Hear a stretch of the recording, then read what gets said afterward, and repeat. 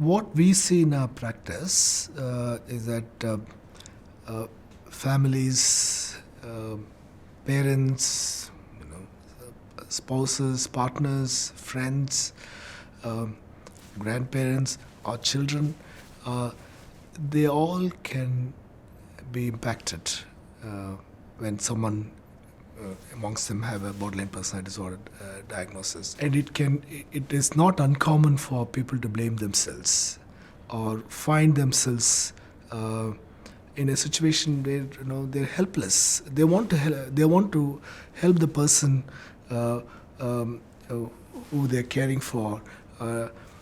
They want them to get well quickly. I mean, that's what any one of us would want. But it is going because it is going to take a bit of a time before the person gets well. So it can be very, very distressing.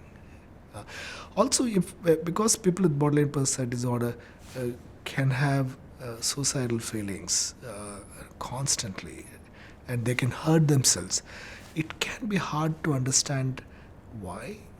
And when it is not understood, one of the tendencies to blame themselves uh, or try and find fault with the person who is doing it. So not all of them are unhelpful as we can imagine.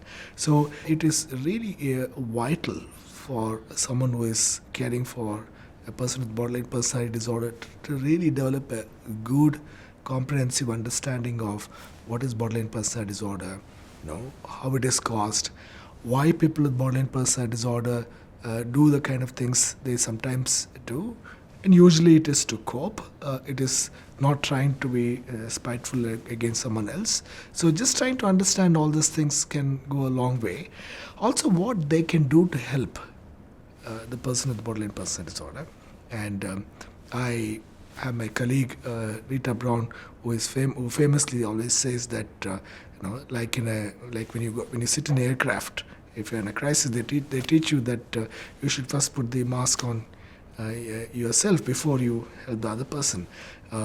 So that's what they need to do. The people who are caring for people with borderline personality disorder must look after themselves.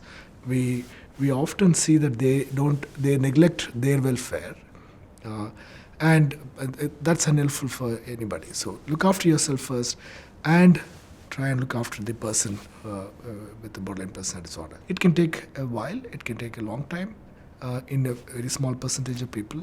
But if you learn how to help, and people can learn,